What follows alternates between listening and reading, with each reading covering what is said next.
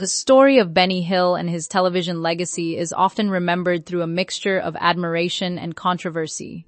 For decades, the comedian stood at the center of one of Britain's most recognizable entertainment exports, a fast-paced sketch comedy program that reached audiences around the world. The show combined slapstick humor, musical parody, visual gags, and recurring chase sequences that became instantly identifiable. At its height, it was not just a domestic success but an international phenomenon broadcast across dozens of countries.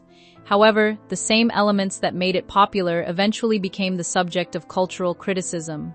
As social attitudes toward humor shifted in the late 20th century, certain sketches that once passed as light entertainment began to be reevaluated. What was once seen as cheeky and playful gradually came under scrutiny for its portrayal of gender roles and outdated comedic tropes, setting the stage for a broader reassessment of the program's legacy. Early life and formative influences born. Alfred Hawthorne Hill in Southampton, Hampshire, Benny Hill grew up in a working-class environment that shaped both his resilience and creativity. His family background included a mix of ordinary labor and performance heritage, with his grandfather having worked as a circus clown, a detail often cited as an early hint of his comedic destiny. Hill's upbringing was not initially oriented toward entertainment, and he worked a variety of jobs in his youth, including positions in retail and manual labor. These early experiences exposed him to a wide range of people and situations, which later informed his character-driven comedy. His education did not immediately point toward show business, but his natural inclination toward performance gradually became apparent. The combination of practical work experience and inherited theatrical influence helped form the foundation of his observational humor, where ordinary life was exaggerated into absurdity. These formative years played a crucial role in shaping the comedic instincts he would later bring to radio and television. War service and entertainer training grounds. During the Second World War, Hill was called into military service and trained in the Royal Electrical and Mechanical Engineers. His duties involved technical maintenance, vehicle operation, and logistical support, including time spent in active wartime environments. Like many servicemen of his era, he experienced the harsh realities of military life, but his path eventually shifted toward entertainment within the armed forces. He joined the Combined Services Entertainment Unit, an organization responsible for boosting morale among troops through performance and comedy. This transition marked a turning point in his development as a performer. Within this environment, Hill gained first-hand experience performing under pressure, adapting material for diverse audiences, and understanding comedic timing in live settings. The military entertainment circuit also introduced him to other performers and structured stage environments, reinforcing his interest in show business. These wartime experiences would later influence his stage presence and his ability to perform with confidence before large audiences. Early inspirations and comedic foundations. Benny Hill's comedic style was deeply influenced by the traditions of British music hall entertainment and early 20th century performers. He admired comedians who combined physical humor with exaggerated characters and clear visual storytelling, a style that did not rely heavily on dialogue alone. Among his inspirations was American entertainer Jack Benny, whose timing and deadpan delivery left a lasting impression on Hill and even influenced his stage name. Hill's approach to comedy also drew from variety theater, where acts were structured around short, dynamic sketches designed to keep audiences engaged. He studied performance techniques that emphasized rhythm, pacing, and visual exaggeration, all of which later became hallmarks of his television work.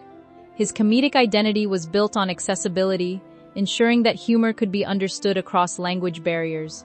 This universality later became one of the reasons his show succeeded internationally, as physical comedy and visual gags translated more easily than dialogue-heavy scripts.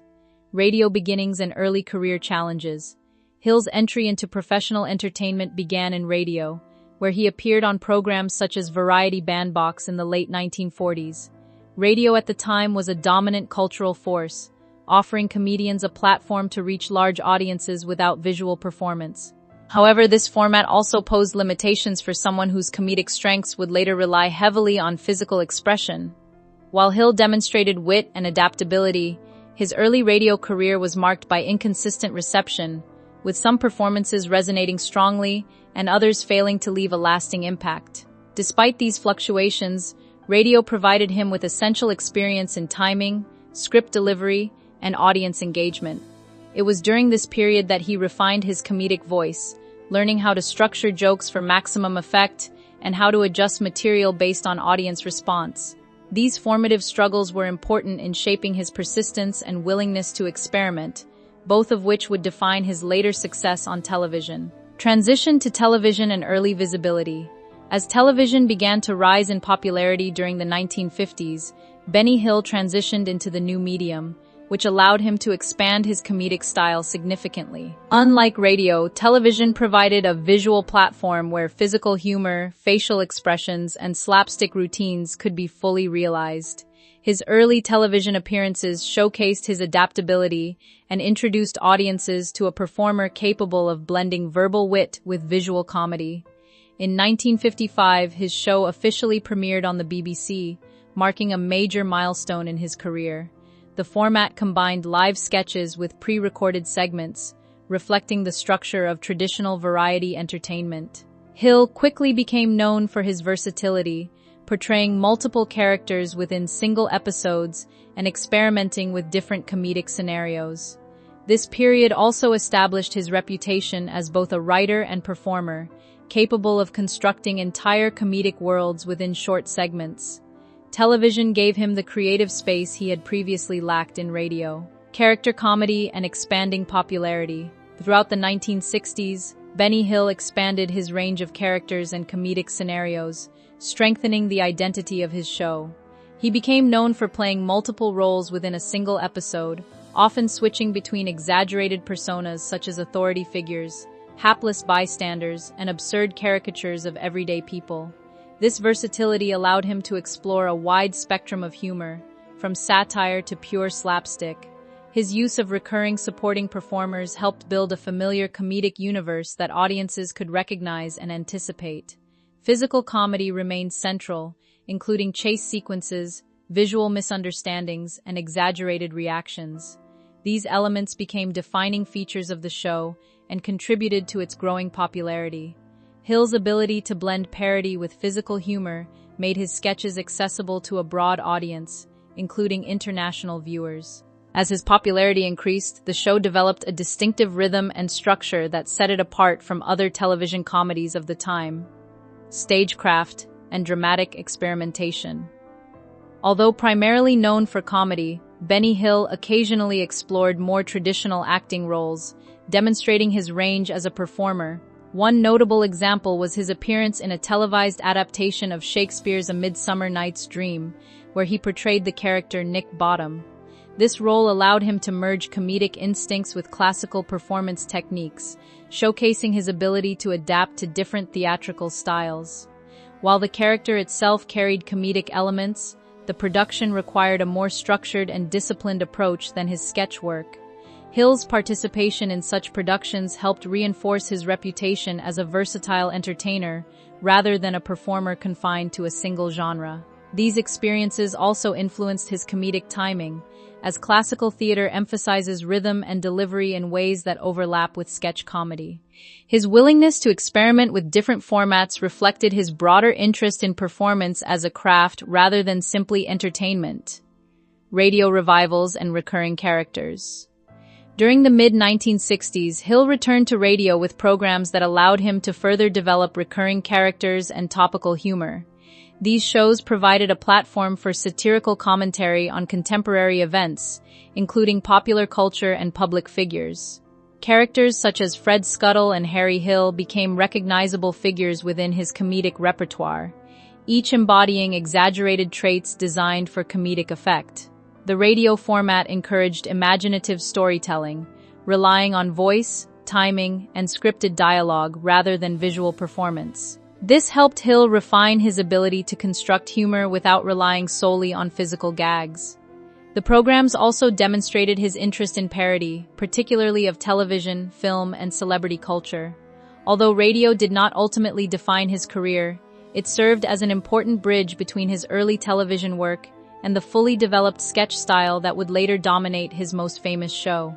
creative struggles, and uneven reception.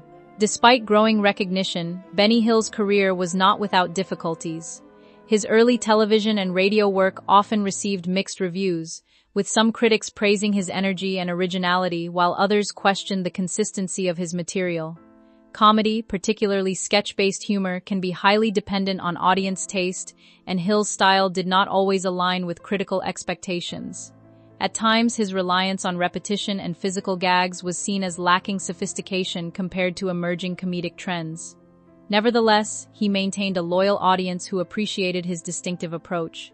These challenges contributed to his persistence and willingness to refine his material over time. Rather than abandoning his style, he continued to develop it, focusing on pacing, structure, and visual storytelling. This resilience allowed him to transition into later success, even as critical opinions remained divided throughout his career. Expansion, global fame, and television dominance. A major turning point in Hill's career came when his show moved to Thames Television in the late 1960s, where it adopted a format of extended specials rather than weekly episodes. This change gave him greater creative freedom and allowed for more elaborate production sequences. The show became internationally syndicated and was broadcast in numerous countries, turning Hill into a global comedy figure. His use of universal physical humor made the program accessible across language barriers, contributing to its widespread appeal. Chase sequences, musical interludes, and rapid-fire sketches became signature elements of the show's structure.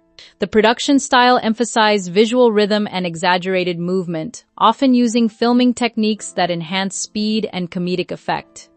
During this period, the show reached its peak popularity and became one of Britain's most widely recognized television exports. Controversy, cultural shift, and decline. As cultural attitudes began to change in the late 1970s and 1980s, Benny Hill's style of humor increasingly came under criticism. What had once been viewed as harmless slapstick and playful innuendo began to be reassessed through a more modern lens. Critics argued that certain recurring themes, particularly those involving objectification and outdated gender stereotypes, were no longer acceptable to contemporary audiences. One widely discussed sketch involving a parody beauty pageant became emblematic of this criticism. Although the show remained popular in many regions, it faced growing backlash in others, leading broadcasters to reconsider its place in schedules. Ultimately, changing tastes in comedy and television programming contributed to the show's decline and eventual cancellation in 1989. Despite this, Benny Hill's influence on physical comedy and sketch performance remains significant, even as his work continues to be debated in the context of evolving social standards. Top of form, bottom of form.